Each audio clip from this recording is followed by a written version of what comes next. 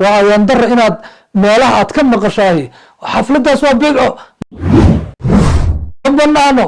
يلا قفل هذه لا معها ما هو أرق حفلة بحك جرو يلا يا شيء كانن مساجدين ولا الجواب سير النبي عليه الصلاة والسلام لو آخرنا ما الدليل ما الله بهاي ما حد دليل من سير النبي عليه الصلاة والسلام شكل دليل بهم ما يقول سوي ما هذا قرآن تاجر بدليل بهم داي ما محل حول قشان من حول الله قال إدعام الدعام الاسماء دليل بهم ما هي واحد دليل بهم ومالنت النبي قدش عليه الصلاة والسلام هي مالين كودش أبي جال إلى أتيسكم ولي جين لما شيء قف انت ضاي حفلة مولد النبي عليه الصلاة والسلام كقف قلا روحهم كسارك مرك إن شاء الله تعالى ولا لقيو مالين كحد صوصات إلا بعتني أفرت أكتوبر وحان كله خبينا برارجيو انت أنا إلوبين حداد أرتان وح قلدن أما ضدك مالو توحي حمر كده وارت على ما قلدن بعض ضدك السود حقلي aad aragtaan idinkoon dagaal iyo rabshad midna kicin dadka dhalinyarada ee meesha ka shaqeynaya ee uniformka tahay u diibo u sheega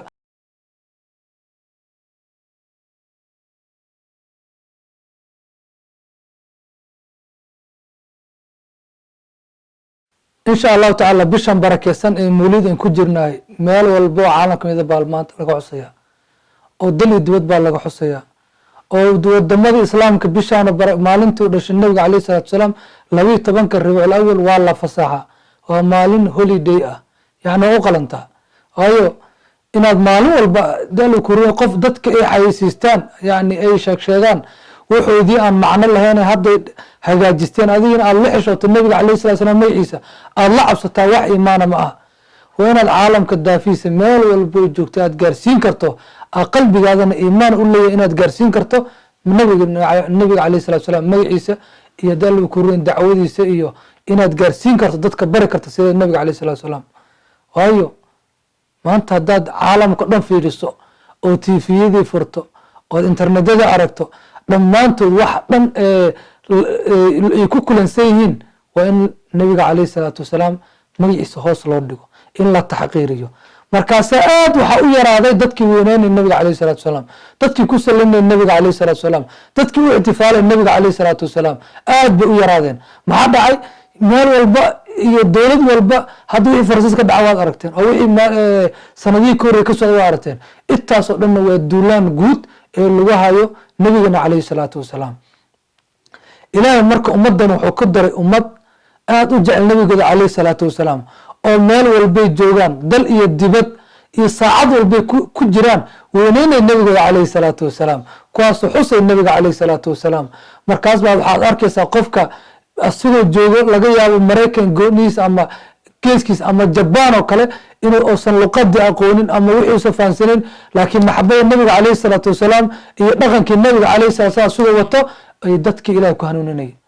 laakiin waa ceeb inaad maanta ka xishootahay xafladii lagu weynaynay nabiga kaleey salaatu salaam waa ayaan dar inaad meelaha aad ka maqashahay xafladaas waa bidco ma banaano yaa laga fogaaday la ma aha ma hو أرق حفلة بحك جرو يلا يا شيء كانن مساجدين ولا الجواب سير النبي عليه الصلاة والسلام لو آخرنا ما الدليل ما الله بهاي ما حد دليل من سير النبي عليه الصلاة والسلام شكل دليل بهم ما يقول سوي ما هذا قرآن تاجر بدليل بهم داي ما محل حول قشان من حول الله قال إدعام الدعام الاسماء دليل بهم ما هي واحد دليل بهم ما مالنت النبي قدش عليه الصلاة والسلام هي مالين كودش أبي جال إلى أتيسكم من مكاين isku mid maahan bal maalinkoo dhashay nabiga kaleey salaatu wasalaam dal iyo dibad baa la iftiimay ilaa nabiga kaleey salaatu wasalaam shaam baa laga arkay iftiinka habeenkaasi dabaaldegi ka dhacay samada hawa habeenkii dhammaan shayaadiinta dhan ay bararatay waa habeenkii malaa'igta ay faraxday waa habeen noocaas oo kala maba loo baahnaba adilla iyo inaa raaraysa ma haddii laga sheekeyn yiraahdo war waxay nima jiraan iyo intan maaha iyo saan maaha arag meesha aad joogtid ixtifaalada ka socda ka qayb gal وتك مساجدات تك صافير واحد كسعده ما واحد بداية حرام وايا مسوا واحد دين تكسلسن ولي جين لما شيء قف انت ضاي حفلة مولد النبي عليه الصلاة والسلام كقف قلا واحد كسارك ما هي مولد كدو حياة قوات كدعو أنا ببرجيلنا خلق وضع كرا قف قدام مركز غاض وسمان كرا laakiin qaladkaas dhacay ma ka turjumayso in laga mawliidka nabiga calayhi salatu wasalam hoose banaaneen. xaramkaad aragtay kabcada wax jirna qaladaad ka dhaca ma xaramkan ka fogaana. salaada aragtaa qaladaad lagu sameeya ma salaadan ka tagnaa. masaajidii baa xumaan dadka qaar ugu tagaan ma masaajidaan ka tagnaa. idan waxaan qofka la sameeyey nabiga calayhi salatu wasalam ama xumaantaas qofka la sameeyey dadka dhan ma wada saameynayso. marka walaaleyga muslimiintaaw maalinkaasi mawliidka nabiga calayhi salaatu wasalaam yaan lagaa xigsanin nabiga calayhi salaatu wasalaam yuusan qofna kaa xigsanin. waa ayaan dara inaad maqasho qofku dhahay nabiga alay slam mawliidka ka qayb gelin. u tag boorta soo arka ka qayb qaado. markaad tagtid xafladda ood aragtid waxa meesha ka socdo markaas kadib bal nala soo hadalo bal arag waxa meesha ka socdo. wallahi alcadiim aad ba u mahadin doontaa. qalbigaadahi maxabada nabiga calayhi salaam gasho ma aha mid iyaga bixi doonto. waa maalintaas oo kale ilmaha waa laga farxiyaa. waa in dugsiyada la fasaxo, waa in iskuullada la fasaxo. hadda aad waxaan ugu farxaa in wadamada islaamka ah maalinka 12 Rabiul aad loo wada fasaxay. Soomaal hadda waa la wada fasaxay, Masar waa la fasaxay, Tunis waa la fasaxay, Suudaan, Ciraaq, wadamo Malaysia, wadan la sheegi kara ma aha. wadan qof muslim ah oo jooga ama madax ay ka tahay oo aan bishaas mawliid la fasaxin ma jirto. waa fadliga ilaahay subxaanahu wa tacaala ummadan inuu ku fadilay. marka insha allahu tacaala walaaleygiyo maalinka hadda soo socoto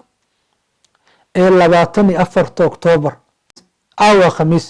khamiis jimco sabti axad xafladii baa bilaabanayso. dhammaan dadka ku nool xaafadda Nairobi waa inay cid ka soo harin. يعني magaalada Nairobi xaafadiisa leh waa in la soo wada baxo, waa in laga qayb qaato shacaarka lagu weynay nabiga calayhi salaatu wasalaam. xafladda waxay ka soo bilaaban doontaa salaada subax markii la tukado waxa la isugu imaanaya shashantiri. halkaas baa ka quracanayna haddii aan lidmo siiradii nabiga calayhi salaam ku akhrin doonaa insha allahu tacaala ilaa duurkii meesha lagu baashaalaya. markii duurka la tukado oo salawaadkan akhrino baasha laga soo bixi doonaa. casirkaa la isugu imaanaya masjid saxaaba 12 Street. markaan 12 isugu nimaano waa laga soo baxaya taadka la soo maraya insha Allah. kadibna waxa la isugu tagay New Islam Primary School. waa maalinkaas marka waa maalin dhan ee loo baahan yahay insha Allah tacaala inaadan howl kala qaban, inaad ka qayb qaadato weynaynta nabiga calayhi salaatu wasalaam. qofkii imaaday tashwiish qabanay culimada joogtay maalinkaas waa loo wada dhan yahay hal imaado. waxaan kaloo rabaa inaan baraarujiyo intaanan iloobin haddaad aragtaan wax qaldan ama dadka maalinta wixii xamar ka dhawaarata calamo qaldan baa dadka la soo dhaxgeliya aad aragtaan idinkoon dagaal iyo rabshad midna kicin dadka dhalinyarada ee meesha ka shaqeynaya ee uniformka tahay u diiba u sheega ayagaa qabanayo. meesha dad sukurid baa joogo insha Allah tacaala ayaga u farmuuqa u tilmaa hebel qofkaas noocaas waxba rashada kicin dagaalna ha kicin hana aflagaad qofna ha aflagaadeen. waa nabiga uu ninaysa calayhi salaatu wasalaam sunnadiisa ka tagin.